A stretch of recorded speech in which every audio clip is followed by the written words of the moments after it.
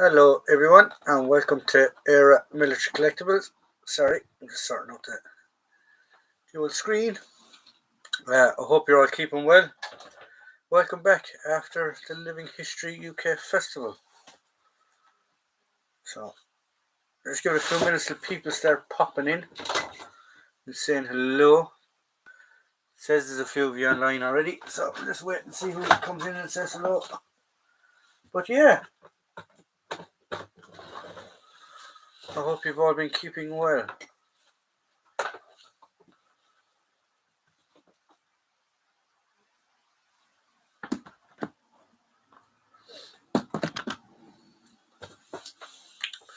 So as I said, we had a busy week, weekend and week. We've been getting some projects together, and from stuff that I got from England while I was there, and we have got some up and coming project as well on the line. So that's it. So I am a bit early. Normally I'm 8:01. I'm actually on time. So we'll give it a few minutes before people start popping in. Oh, Kenny's here. Hello, Kenny. How are you? Welcome to the live stream. I caught you on Jake Brown's live stream yesterday. Was it yesterday? It was yesterday, wasn't it? It's all a big blur. So the notification has just gone out there now, so more people should start coming. But yeah, so that's it. So we had we were at the Living History UK Festival last weekend. Fantastic festival. Definitely be going again next year. Operation Banner and Veterans Museum evening. Hello, Gary. How are you? I actually meant to message you today, Gary. I must text you later, actually. Hello from Latvia. Hello, Army Dude. Hello, how are you keeping from Latvia? Cold War Chemicals. Hello, how are you? So Living History UK Festival, fantastic festival. I went over last Thursday. I drove over, and I got to the festival. I stopped in SOF on the way, Soldier Fortune on the way in Wales. I picked up a Denison Smock to start my Royal Ulster Rifles project. I know there's a Parabray on it, but to start my Royal Ulster Rifles project for Normandy. So I got that. I got some other bits and pieces. Then I got off Les at the show. I actually got this United Marines denim, top and bottom. And I got some other bits and pieces in the post that we will talk about as well later on. So got to the festival on the Friday around lunchtime. I think it was a bit after 2:00 or something. Met up with Steve and Pete Neal and Dominic Bly, who were there, who were the main organisers of Living History UK Festival. They all have. Pete has Pete Living History UK on TikTok, and Steve has just Living History UK on TikTok. They also have a YouTube channel. Excuse me. And they also have a podcast called The Uncontemptibles. So that's what we were. I was invited over by them. Went over on the Friday. I was helping out part of the crew. There was me. There was Liz. There was Dominic, Pete, and Steve were the members of the crew. So we spent Friday night checking people in, then going around Friday night making sure people were okay. Then Saturday morning, we got up and it was literally, there was lectures on. Jake Brown gave a lecture, Ramsey gave a lecture, Pete gave a lecture, Steve gave a lecture, Rifleman Moore gave a lecture, or Simon Moore. If there's anyone I forgot, I'm sorry, but there was lots of talks going on. And then you had everything from Napoleonic to Helmand, Afghanistan, and Iraq going on from those timelines. You had people there from the Crimea. You had people there from the American Civil War. You had, or the War of Independence. Sorry, not the Civil War, the War of Independence. Then you had Napoleonic people. Then you had Crimean people. There was Victorians, rifles there. There was SAS just after Normandy. Um, there was oh, there was a Rhodesian group there. There was a tank group doing tanks there. There was groups doing RAF there. So yeah, it was a fantastic, fantastic weekend. And hopefully we will be back there next year. I am going back over to. I have been invited over to another show by Andrew in August to York. Is where we're going. So hopefully we will be there. So Cold War Chemicals, hello. Clover Airsoft, hello. Kenny Rebel, been enjoying the sun in my hammock today with you. Well, sorry, with a beer. Clover Airsoft, how have you been? I've been fine. I've been tired. 25 days till my 18th, getting my M1 or L1A1. Fantastic. Very happy birthday. Waiting for my VFC, GBBR, SLR to release. Yeah, they are doing a gas blowback version, aren't they, at the moment?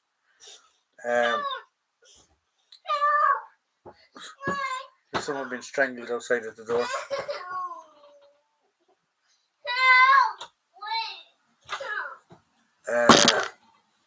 Yeah, I've seen that. There was some. It was airsoft mic or airsoft something or other. I seen that they're releasing a GBBR. 1 second there.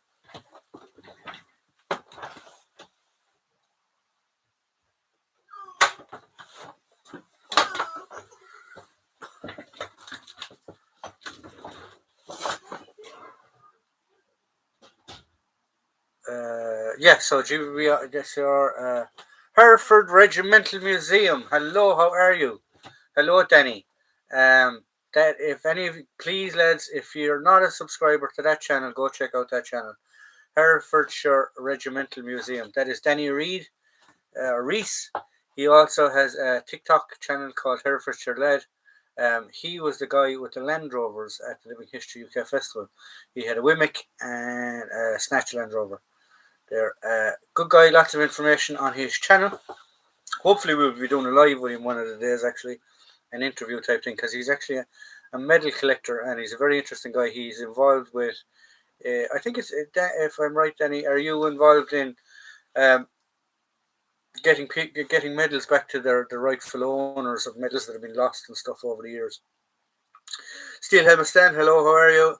Got a new Mark IV helmet, very good. Mark IV helmet's getting very, very expensive, guys.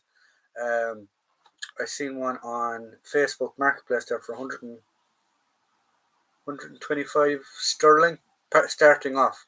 I guarantee it will go for more. Mark IV helmets have gotten ridiculous in price lately. Yeah. So, sorry, getting back to I've answered questions there, so we'll let a few more questions come in while I answer. So, yeah, so that was the festival. Finished it Saturday night at about 5 o'clock. And we had a repeat then on the Sunday as well, which was the same thing. Then I got the ferry home Sunday night, Monday morning, which was tiring. I still haven't fully recovered. As you can tell, I still haven't fully caught up on my sleep and my time from driving. But I would drive again. It was well worth it. And it was good to meet the lads and it was good to have a bit of fun. It was good to have a bit of crack and a bit of, it's like my first show in 3 years because of COVID and stuff like that, so it was absolutely fantastic. I would drive again because you don't have to worry about bags or check-in or bugger all or anything like that. And the drive was nice too, it was nice and relaxing. And I got to stop in the services here and there and have a coffee and a bit of a joke and stuff. Where have we gone? Stan's here. Hello, Stan. Mark IV. Did I sleep in a tent? No, I didn't sleep in a tent actually, but we slept in a Nissan hut. an authentic World War II Nissan hut. One end of it was just done up into accommodation for us, but the other side of it, they had an RAF briefing room in it. So it was a real Nissan hut. It was fantastic, actually. Um, the Chilton Open Air Museum, they have lots of different historical buildings. It's like a folk park type thing. So there was a farmyard there. There was a barn. There was two barns. One barn, the 95th Rifles, the Napoleonic lads were staying in it, and the other barn was the Home Guard and the Oxen Bucks were staying in it. Then there was a vicarage. There was a school room or house. Um, there was like a farm manor as well. There was a Cromwellian house type thing there. There was lots of different houses. It was scattered over the site. Um, and it was very, very good, actually, to tell you the truth. Yes, it was more like a folk park type thing, but it was good. But in answer to your question, we stayed in a Nissan hut, an authentic World War II Nissan hut, and it was bloody cold both nights. It was freezing. But yeah, we survived it. Found it in my granny's attic. My great grandfather was in the Irish Fusiliers. Got a new. Oh, you got the Mark IV helmet in your granny's attic. That's cool. Irish Fusiliers. I can't remember where they were stationed. But I know the regiment you're on about. Legend mate, cheers for the shout out. Just got home from work. Plan to mount a group to Lieutenant General tonight. Oh, sorry, you saw you. Who fought in Crimea, Indian Mutiny, and the Zulu Wars. So yeah, so if any of you, if that's Dutch there to you, what people are reading there, Herefordshire, he mounts medals, and puts them all in sequence and gets ones that have been lost and stuff like that. So we say a family might have the victory medal and the war medal, but they don't have the 1914 star or something like that. He can get a copy of the 14 star and then mount them all up. So yeah, so go check him out, guys. Go check him out. Hertfordshire Regimental Museum. He's a good guy. Danny Reid, Lieutenant General tonight. Anyone going to Newark Cockpit Fest in June? I won't be anyway. As I said, my next jaunt across the pond is in August to York, which I don't think many of the lads that I met at the Evening History UK Festival will be at, because it's right up the other end of the country for them, unless they toddle up. I don't actually know what shows they're going to for the rest of the year. We have started planning the next year's festival already. It does take a lot of work and it does take a lot of planning involved in it, so it has already been started to be planned. Next year's festival will be epic as well.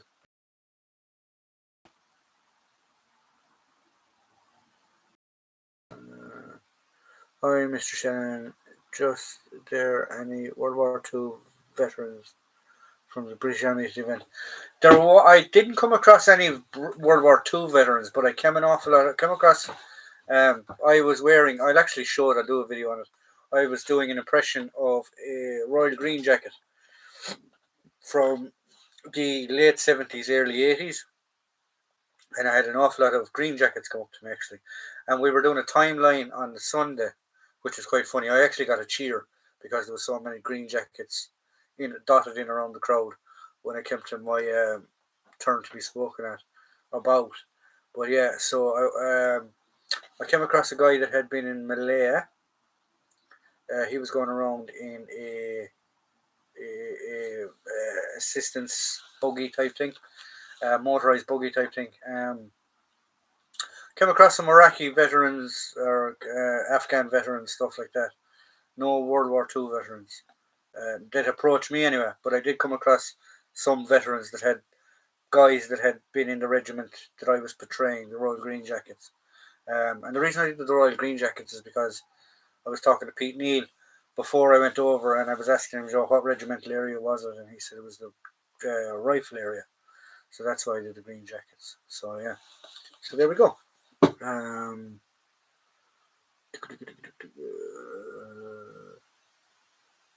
Stone Lock Military in May.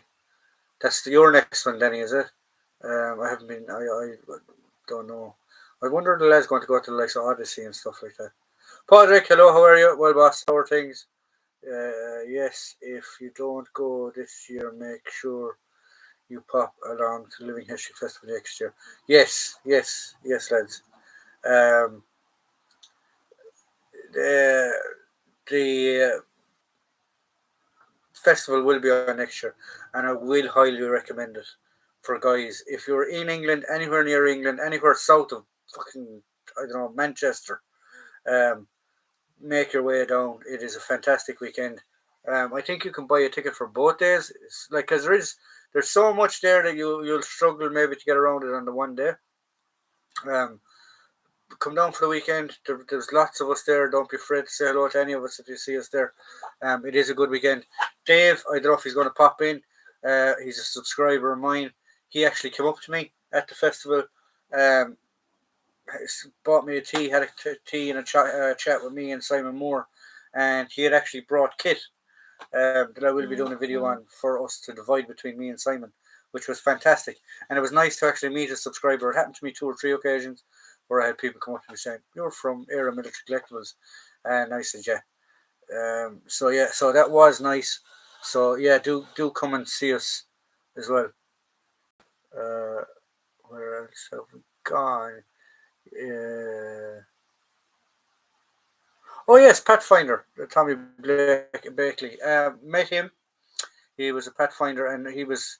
Uh, if any of you don't know, the Pathfinders is sort of like they're an elite, I suppose. They'd be an elite of the parachute regiment. They're a recce element, where they're sent way out in advance. But the Wimmick that Danny had, I don't know if he actually used that vehicle, but it was near enough to the same vehicle that he had when he was in Afghanistan. And it was interesting to hear him talking about, because I can remember him telling Danny that the commander seat was too low; it had to be raised up a bit. And you don't get details like that unless you actually talk to the veterans, or the veterans come to these things. So yeah, so he was saying like that the commander seat was too low; it needed to be rose up a bit, risen up a bit. Very bad English, John. It needs to be risen up a bit, and things like that. Very interesting guy to chat to as well. Like uh,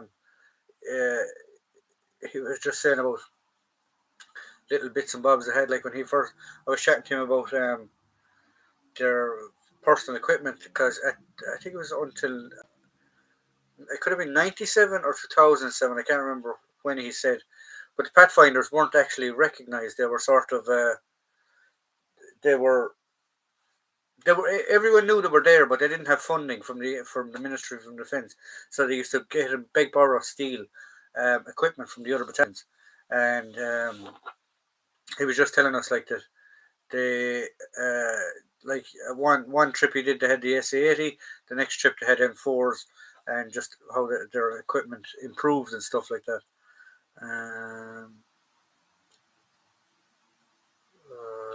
Where we go?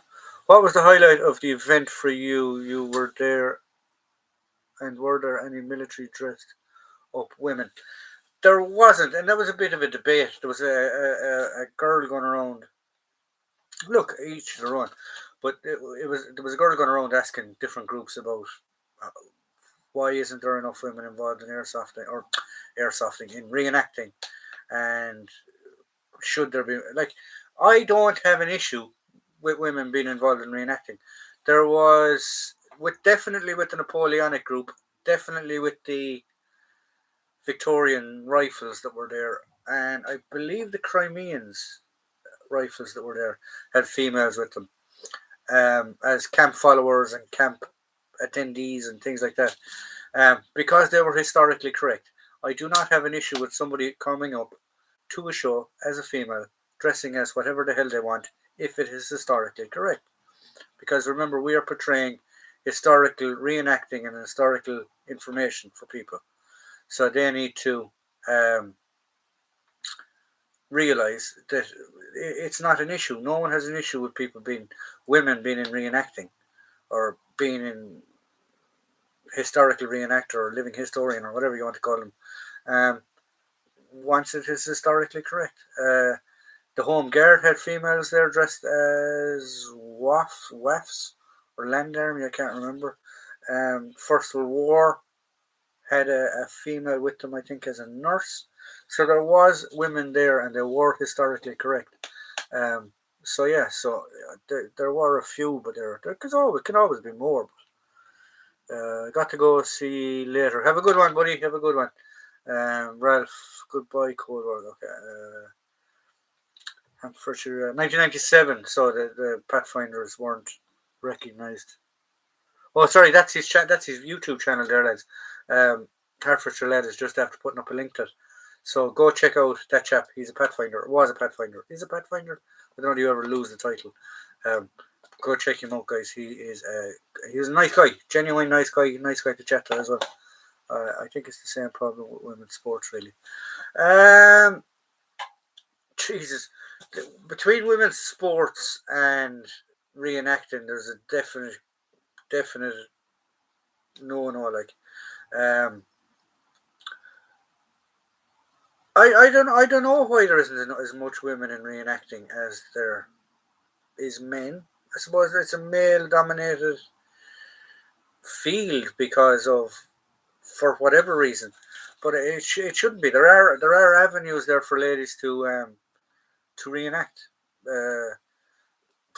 like land army girls, WAF girls, Ren girls. Um, there are historical portholes for them. Like in Afghanistan and Iraq, they could do whatever they want. They could dress as the same as the lads on the front line because they a lot of them were on the first front line. Nurses in Vietnam with the Americans, nurses with the Australians in Vietnam. There's lots of historical avenues, so I don't see why it has to be an issue really. But getting to sports, like I mean, if you're isn't there a big debate going on now in England at the minute over transgender males wanting to compete in female sports? I mean, they're naturally, even if they've gone through the change, gone through all this. Um, I don't want to get political about it, but if they've transformed from a man to a woman, they're still going to be stronger. They're still going to be faster. They're still like a man by the definition has more power than a woman. Not all women, but like it's just genetics. It's strange. I don't get that whole thing as well. I'm sorry, but I don't. Uh,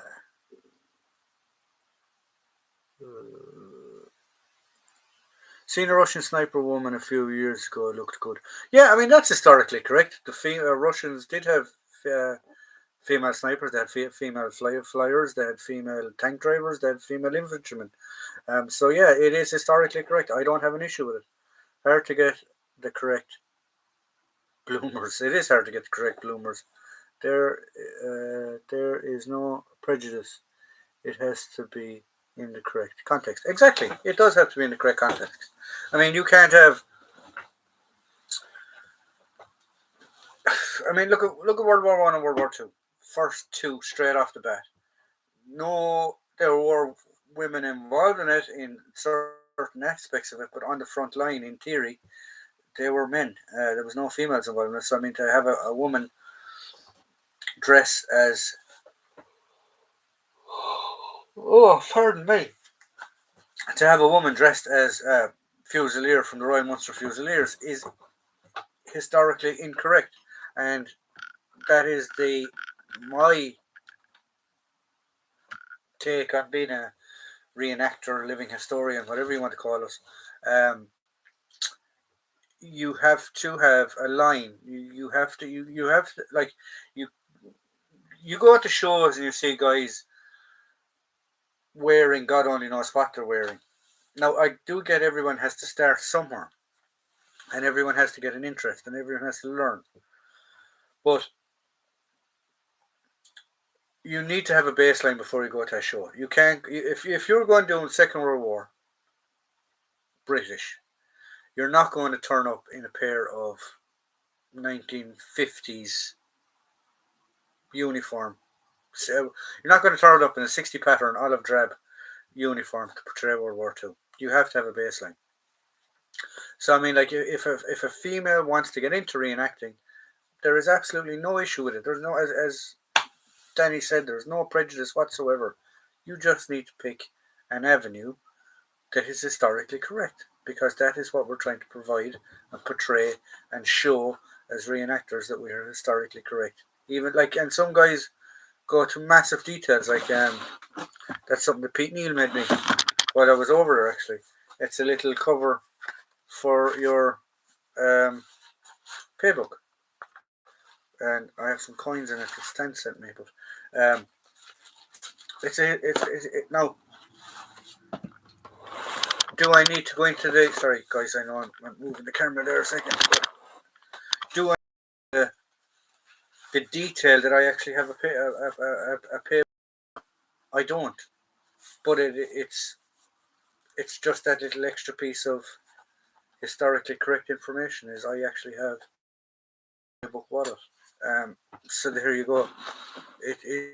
It depends on how detailed and how in depth you want to get into the context of what you're portraying. Same as I have them on mannequins at the moment because I'm still not having. I'm definitely not happy with that webbing.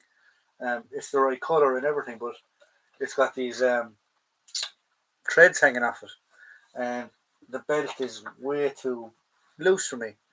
Now you will see guys going to shows like that and they're happy with it, but I'm not happy with it because that's not how a soldier would wear it. So yeah, same as this. This needs to be blancoed.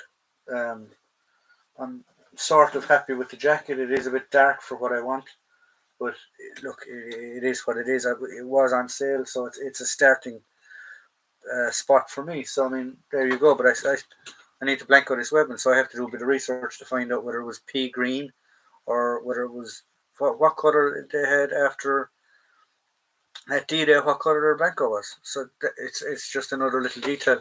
Could I leave it raw like that and no one and bat an eyelid? Yeah, most civilians or most people going to shows wouldn't have a clue of whether it's been blancoed or it hasn't been blancoed. But a veteran or somebody that does know would look at it and go, "Ah, that's wrong." So when you put in that little bit of extra interest in it, I think it makes it a bit better. Um, I saw Luftwaffe and Wehrmacht having on wings and wheels in Israel 2019. One Fox had a whip and she looked like a 20-year-old Helga. Pocket letter makes the impression. It does. It does make the impression. It does make the impression. Like as I said before, like I've started putting together. Oops, I've started putting together. Uh, so I got more pennies and stuff. Like I have pennies for my First World War impression. 1917. What's that one? 1910. 1927. Oh well, that one's a bit late, but it's the same coin. And 1912. So yeah, so I have these coins. No, they're for, I could use them for First World War, or I could use them for Second World War. I have notes, reproduction notes, banknotes for the Second World War. Do you need to go into that detail? No, you don't. But it's nice to be able to get to a show and like I mean you could just go to a show as yourself and join in with a group, throw your rain cape on the ground and put your personal items on and go, this is what a soldier would have carried with him in 1944, 1930, whatever year you're portraying. And it just makes those tiny little things make it. Still using pea green after D-Day. Okay, cool. It makes it easier for me. KG3 is the post-war national service thing. Okay, but there is another one. Isn't there another color? Is it number 7 or number 9 or something? I don't know. Maybe there is a difference between someone who has served in the military and a person who is trying to create a display for their own interest. Yeah, exactly. There is. There is. Like, you don't, if it's for your own display and stuff like that, you don't have to be 100% correct. Nobody is 100% correct because you're not going to be 100% correct because you can't transport yourself back 100 years to see what they're wearing or what they're using. And guys going to shows, I have no problem in a guy turning up to a show who wants to learn, who has an interest in learning um, the historical side of things. Um, that's fine. We all have an interest in it. I have no issue with a guy collecting whatever he wants and displaying it how he displays it at home. Like, I don't have everything historically correct displayed in my room. Um, he's got a pair of 19 World War II binoculars on him at the minute. That Stan actually gave me. Um, he's from the 70s, so is that correct or isn't it incorrect? Who cares? It's my collection, so I'll do what I want with it. But I'm just saying, going to a show and getting involved in reenacting. There's a big difference between going to a show and just being with a group and not participating in the reenactment side of it.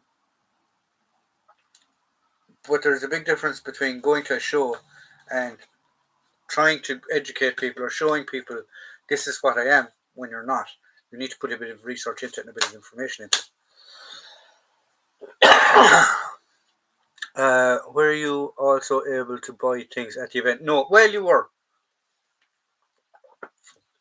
Um, we didn't have stalls this year. There was no stalls this year at the Living History event. I think there might be some next year.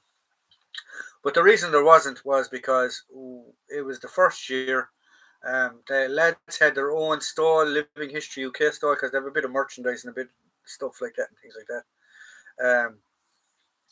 So they were just selling bits and pieces. Steve Davis makes World War II ration packs. I have done a video on it. Go back through my library and you will see it. Um, and Pete Neal makes very, very, very good reproduction World War One gas items like P Hood, PH Hood, the Spicer goggles, um, other bits and pieces like that. So yeah, so they are very, very good. What they do, so they were selling a small bit of it at the show just to test the waters, really. As I said, it was the first year of the event, but definitely will be on next year, and definitely you need to go there again. Uh, yes, there are. So there you go. There's a bit of a shout out for them. They do have a shop. Danny's just put it up there. The shop is called Living History UK Shop. Living History, yeah, Living History UK. Is there shows in Ireland? There are shows in Ireland. Um, there used to be at least. You had Listowel, you had Salute, um, you had the Cork City Jail. They don't normally come up till the end of the year, midsummer. Hopefully, I'll try and get to some of them this year if they're on. But with the last 3 years, there has been no shows in Ireland because of COVID, and this is the first summer um, since COVID that there've been no restrictions on crowd numbers and stuff like that. So hopefully there'll be a few shows going ahead, and hopefully I'll make it to a few of them. But there are normally about 5 to 10 shows in Ireland, um, and there are very very good living history and reenactment groups in Ireland too as well. Great War Society is a very very good one. The Leinster Regiment, I don't know what their proper title is, but there's guys that do the Leinster Regiment. They do Napoleonic stuff as well. Very very very good. Very good collectors and stuff like that as well, and historians. There are some very good reenactment groups in Ireland. Any tips for a young collector? Yes, pick a time frame on what you want to collect. Um, do as much research as you can into that time frame as you want to collect, and start with small stuff. Don't look at big items. Big items will come eventually, but just start with small items. And if I was going to tell anyone to collect anything at the moment, I would say start collecting Iraq and Afghanistan stuff because not all of it, but the vast majority of it is still classified as surplus, and it is still relatively easy to find compared to your Vietnam stuff, your World War One stuff, your World War Two stuff, and things like that. And in 10 years down the road, or 5 years down the road, even a years down the road, or whatever, if you have enough collected, you can sell it off or trade it off or whatever, and buy whatever you want, pretty much. Um, I found a whole set of Eric era warrant officers rank so on patches while tidying. Oh, very cool, Kenny. Very cool. Uh, Herefordshire Regimental Museum. There might be the guy to talk to about that. Where have we gone? I'm collecting up banner stuff. Up banner stuff, or Northern Ireland Troubles, whichever side of the fence you want to sit on, is very, very good. It's very good to collect. Uh, it's harder and harder and harder and harder and harder to find stuff. Um, it's extremely hard to find stuff.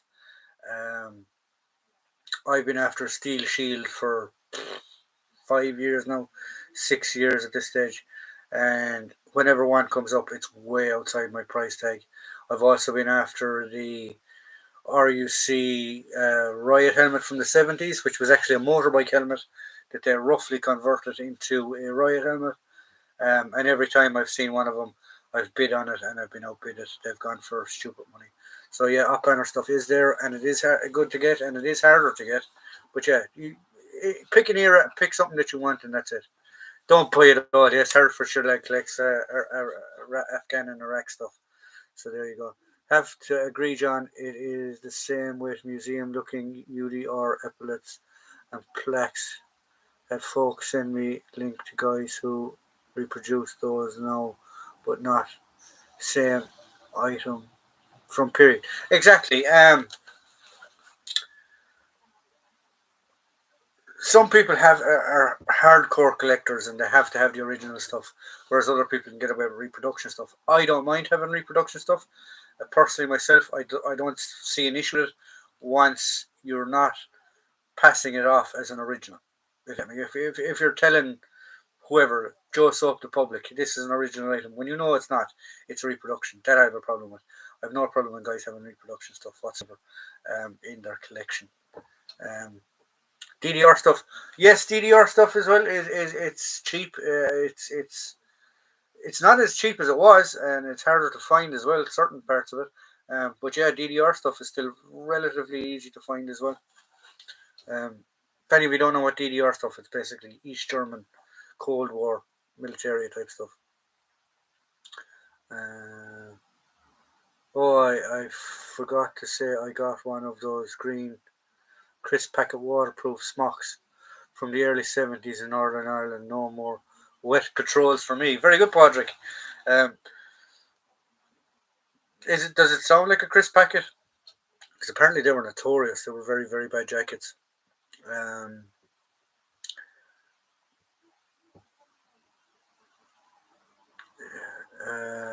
Herefordshire Museum can have them if they're any good to him. Give him a message there. He might.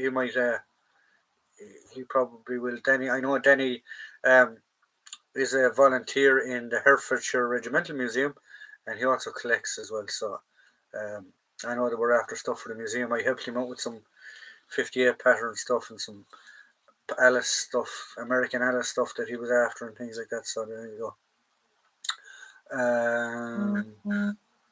Weekend Easier War movie tip. Yesterday's Enemy, 1959. Baker in Hot, Imagine Burmese Jungle, and Escape. Okay, so there's our.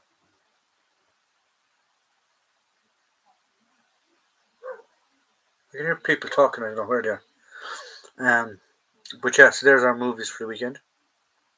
I have Escape Center on DVD. Where'd you get up banner stuff from? I get up banner stuff from just knowing people and looking out for stuff.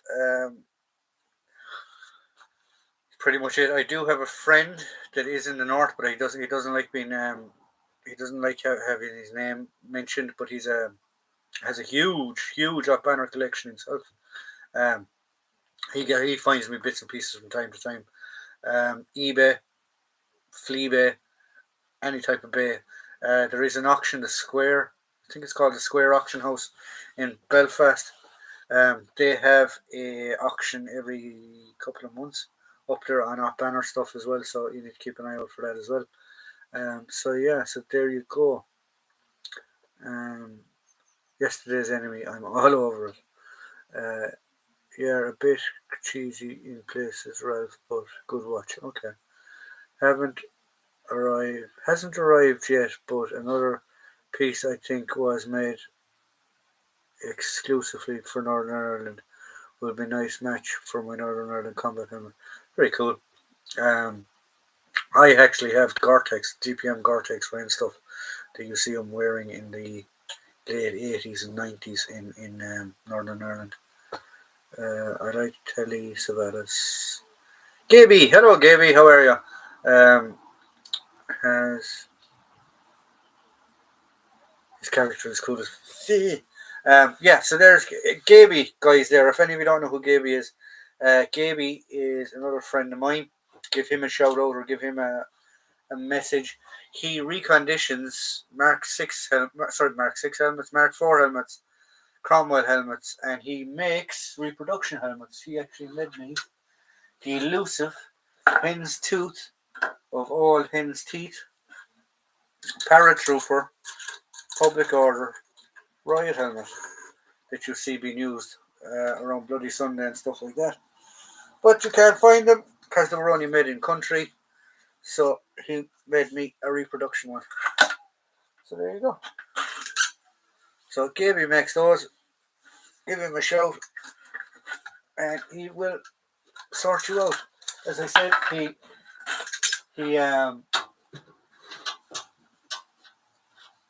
reconditions Cromwell ones, Mark 4s, and things like that as well. So there you go.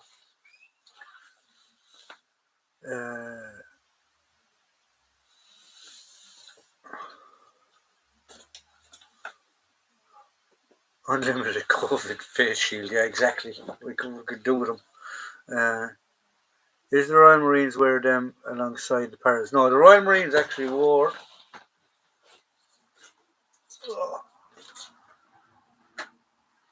The Paras one and the Royal Marines ones were different. The Paras one was actually this, and what this is the actual armoured core helmet, and that's what the Paras wore. Or sorry, that's what the Royal Marines wore. Now the Paras, on occasion, can be seen wearing these because it only had one chin strap compared to their big complicated system they had. So if they could get their hands on these, they would. But this is what the Royal Marine Commandos would have worn in Northern Ireland. They also would have worn this in the Falklands. They wore it up until I think they got the Mark 6s. They never, I don't think they ever wore the Mark 4s.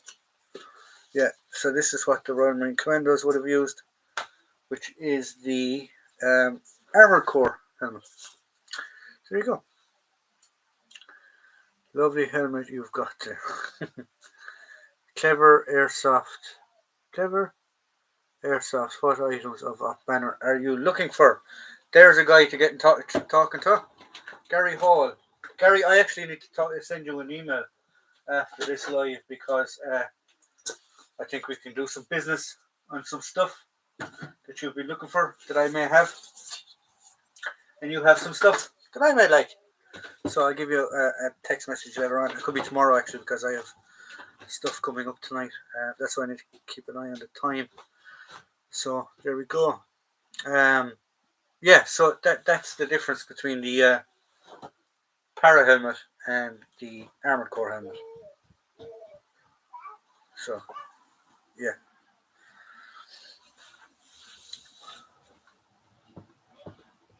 Kit like gear.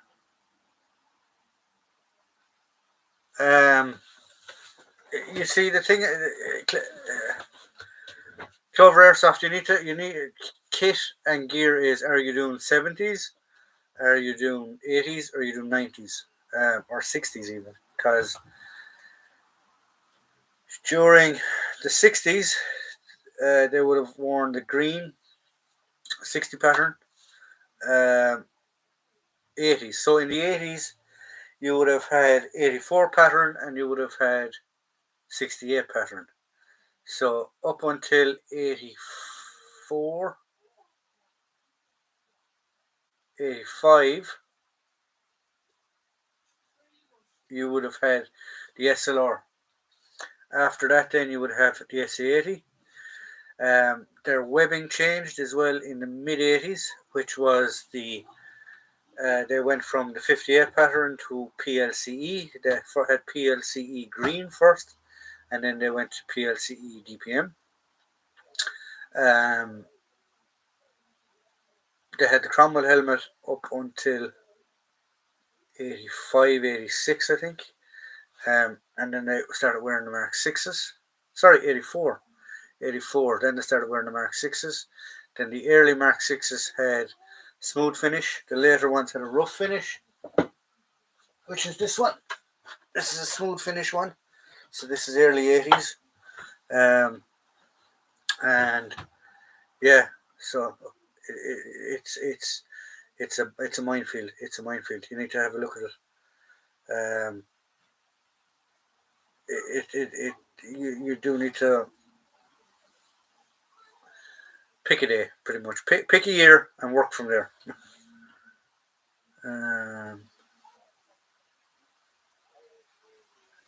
British Army kit or UC kit, webbing smock 80s webbing.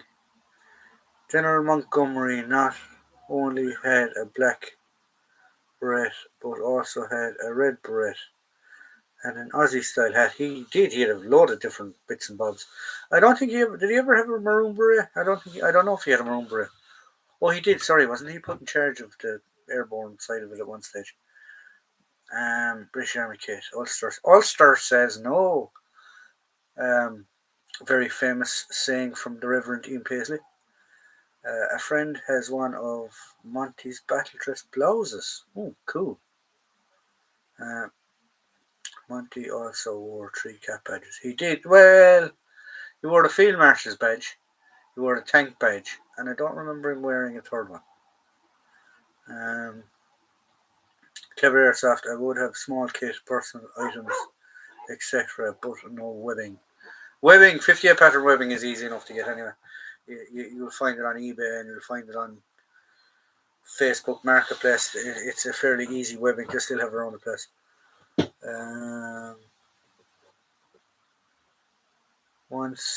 I once saw a Montgomery ashtray in that World War II item. I don't know actually. I've never heard of the Montgomery ashtrays. Greetings from Sweden. Hello. Jehelskede. No, Jehelskede is I love you, isn't it? In Swedish? I can't remember. Or is it in South African? I don't know. There we go. Little late, but here at least. Oh yeah, no problem. You're more than welcome to come. Okay, can you sell some?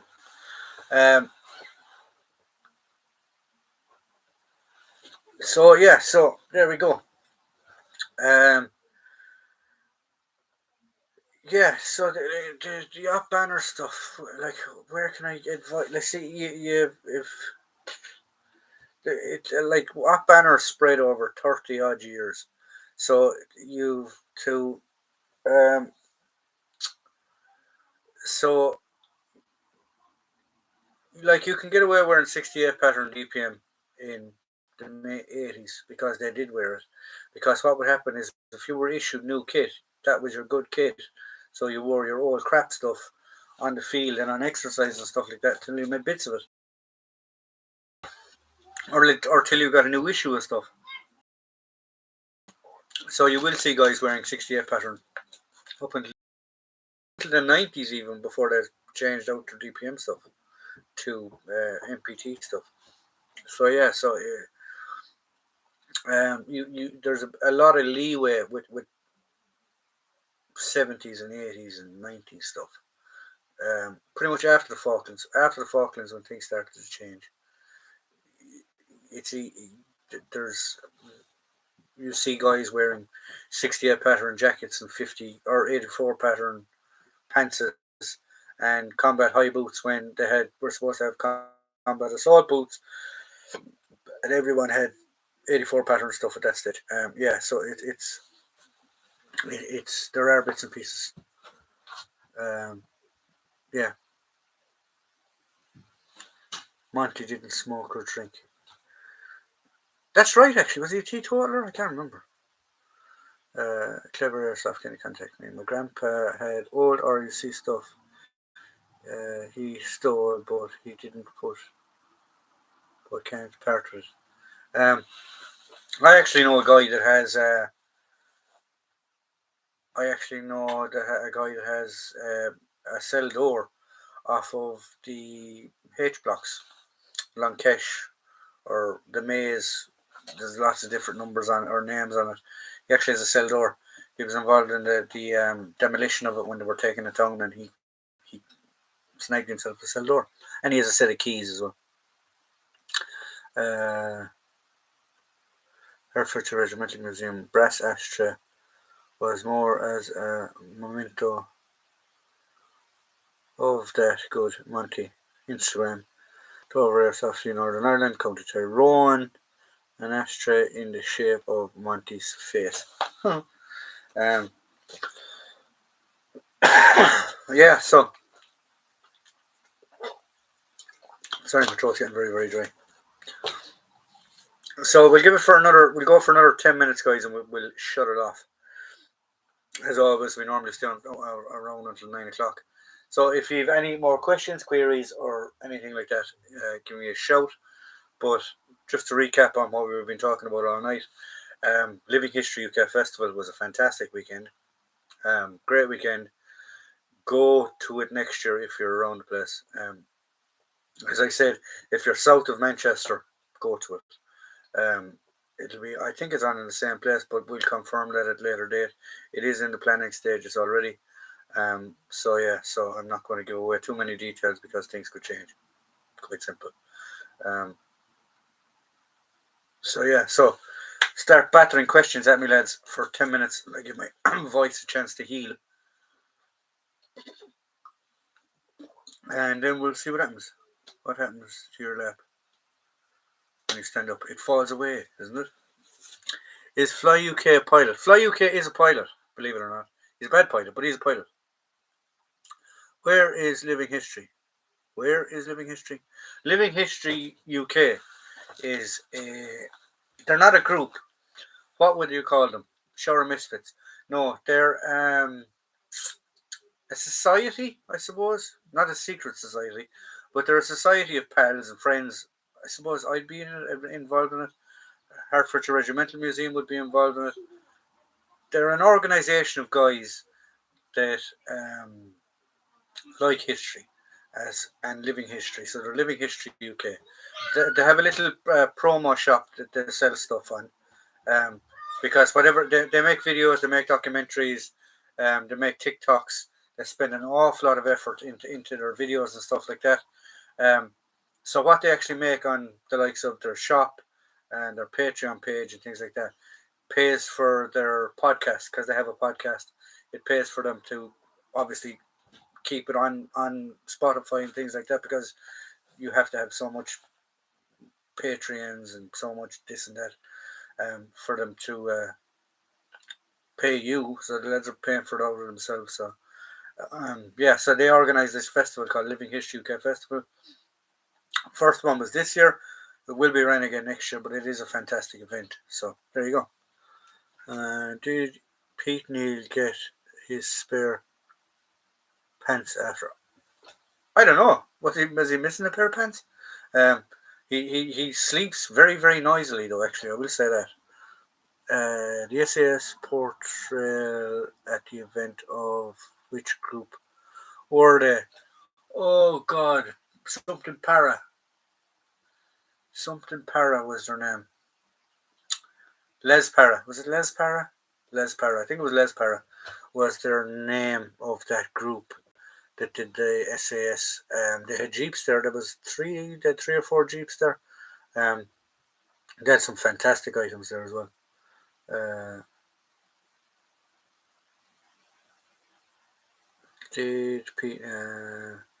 I have a DPM cap vest like the one you have. DPM cop vest like the one you have. Oh, like the Northern Ireland Patrol vest. Is that what you're talking about? Les Parrot. There we go. Many Arabs in North Africa worked together with the Germans in North Africa. Yes, they did, unfortunately, Ralph. An awful lot of them worked with the British too. An awful lot of them worked with the Irish. The Irish Guards, and the Irish Fusiliers. I think they were part of them were in North Africa. Don't quote me on that. I'm not 100% sure. I know there was a few Irish regiments involved in Italy. The Enniskillens mainly, and the Skins, the Royal Irish, the London Irish. They were all involved in Italy side of it. On the other side of it, then you had the Royal Irish Rifles, the Royal Ulster Rifles, the Irish Fusiliers. So you had the Assault Fest. Yeah, I have an Assault Fest, Northern Ireland Assault Fest. The Northern Ireland Assault Fest though are very unusual in the fact that you can see them in worn. You do see hero trials versions being given, but no one ever. You don't hear of an official issue date for them because no one seems to know when they were officially adopted. So yeah, they're an unusual item. The Northern Ireland patrol vests. So all right, guys, we'll give you 5 more minutes there, and you can fire some more questions at me. And I need to stop swiveling in this chair. Very bad habit. But yeah, getting back to Living History UK. They're a shower of misfits. Anyway, they're nice misfits. They're sound misfits. But yeah, they're a society, I suppose you've called them, rather than a group. And they have a few bits and pieces going on. They have a podcast called The Uncontemptibles, an Instagram page called Living History UK. They have a TikTok page, Living History UK, and they have a Patreon page, and they have a YouTube channel, all Living History UK. The only difference is the podcast, which is called The Uncontemptibles. Going to be using a DPM South African style vest for airsoft game. Very cool, Kenny. Have you used the Shooting the Darkness book? Have I read the Shooting the Darkness book? I haven't read it. I do have it, but I have so many books to get around. It's ridiculous. I got another one off of. This is coming up in a video during the week. We got one off of Stan yesterday. Steel Helmet Stan. So I have that one to get through. I have a book that a buddy of mine wrote. I have to get through that. I have so many bloody books to try and get through. Are you coming to Holland again soon? Am I coming to Holland again soon?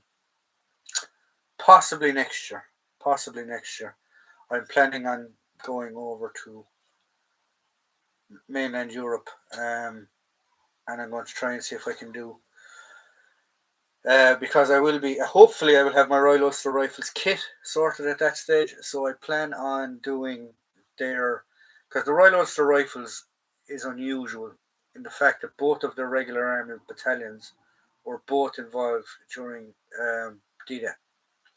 The 1st Battalion landed on Sword, I think it was, and the 1st Battalion gliderborne into Renville Woods, I think it was the name of it, and the 2nd Battalion landed on Sword Beach, and they are unusual in the fact that both of their battalions were involved in D-Day, the same operation, and they were both on the first. I think they were the second wave or the third wave off the beach, but they were definitely the first in on the gliders, and they went all the way up. I can't remember what they were involved in Market Garden, but I can't remember what their way they were used in Market Garden. But my plan is to literally follow them the whole way into Germany. my little trip.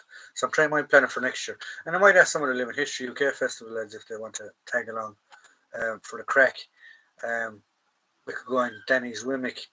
It's great fun to drive around Europe and that at the moment. Can I send you something? You don't have to send me anything, guys. If you wish to send me something and you wish to get in contact with me, on top of all my videos, there's an email for the channel.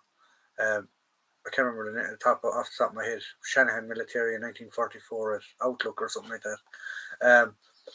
Email me that. If you email me on that, we'll chat or whatever. And if you're still willing to wish to send me something for the collection, or if you want me to send me something, do a video on it and return it to you, that's also perfectly okay. Or if you want to donate something to the collection, that's perfectly fine as well. But email me on that, and we can talk a bit more about whatever you want to do. Butlins in November. Oh God. Especially after the last stories I heard about Butlins, it could be a bit dangerous. But I might actually. We'll never know. Our Royal Ulster Rifles 1944 over Loon tank battle. That's another book actually I need to read. I have the War Diaries of the Royal Ulster Rifles 1st and 2nd Battalion. So I need to try and flick through them to try and get information out of them as well.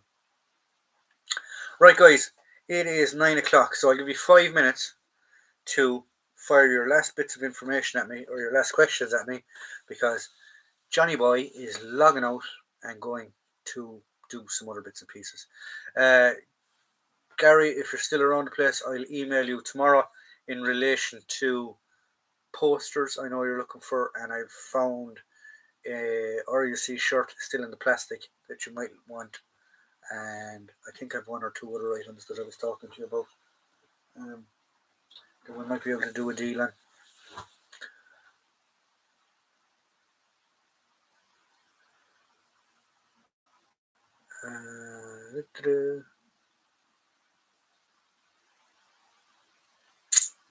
Anything on the kit list I'm after? Oh Jesus, where do I start? Off banner stuff I'm okay with. Off banner stuff I am okay with. So I collect sort of 4 main areas: World War One, World War Two, Vietnam for the Australians, and off banner. They're my 4 areas that I collect, and I have Irish stuff in relation to off banner as well. Southern Irish stuff in relation to off banner as well. So they're my 4 areas that I collect. So at the moment, these are my 2 bloody projects that I'm trying to figure out. Is to get my up banners, or get my Royal Ulster Rifles stuff sorted. So I need a cap badge for the Royal Ulster Rifles. I do have 2 original cap badges, but they're on 2 original caps, and I'm not taking them off them for the 2nd Battalion. So it's the 1st Battalion stuff. Sorry, this is the 2nd Battalion. It's the 1st Battalion stuff that I'm working on at the minute. Paratroopers were the 2nd Battalion. No, I'm wrong. Again, paratroopers were the 1st Battalion, but they weren't paratroopers, neither they were glider-borne infantry. So I'm working on him. So I need to get a pair of pants for him. I need to get a shirt. And I just need other little bits and pieces, pocket fillers, things like that as well. As for this lad, I don't know what I'm going to do with him yet, but we'll wait and see. Not a problem, John. No problem, Gary. I'll talk to you in a while.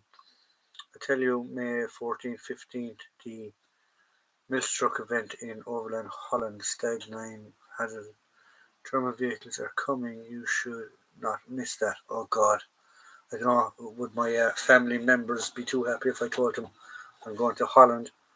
But we'll see. When the smock arrives, I'll send you some photos on Messenger. Perfect, Podrick. No problem. Thank you. I'll have a rummage to make you up a goodie box. But Hertfordshire lads, you don't have to. But if you do, if you wish to, thank you very much. But you don't have to. From now on, there will be a horse glider replica in the Battle of Sheffield Overland Museum. I am. We were having this question actually at the festival. What would your top collection, like what if money wasn't an object, what would you get? So I think I'll go down the vehicle side. So I want to get a Snatch Land Rover from the north, off banner type thing, or a Saracen. That'd be cool. Vietnam Huey, everyone knows of a Huey helicopter in Vietnam. I'd get a Huey, even if it was didn't even have a propeller on it, or did they call them propellers, rotary blades or whatever. Even if it didn't have one of them on it, just having a trailer to bring to a show, class, I reckon. And I'd love a Jeep, proper Jeep, recce type Jeep. Don't know, would be class as well. Yeah, that'd be my idea. Want to buy my snatch? No, no, you're fine. Your snatch is too young. It's too young. It's not crusty enough for me. It has to be worn out and and have petrol bombs thrown at it.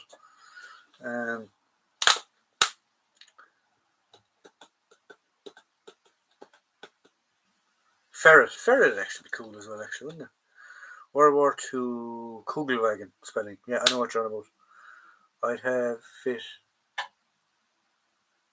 I'd have Flight Lieutenant Lord VC DFC Medal Group. Look him up. Oh, I must actually. I hope Slugfish must come to the truck again. Right, guys. It is 9:05. We've been on. I get a T30, T64, but I would put a tractor up and running again. If you go to Ukraine, you get tax reductions now as well on tanks and stuff that you find. So yeah, there you go. So guys, it is 9:05. Time to log off. Time to say hello and good night. There will be videos coming up this weekend. Obviously, live stream Friday night.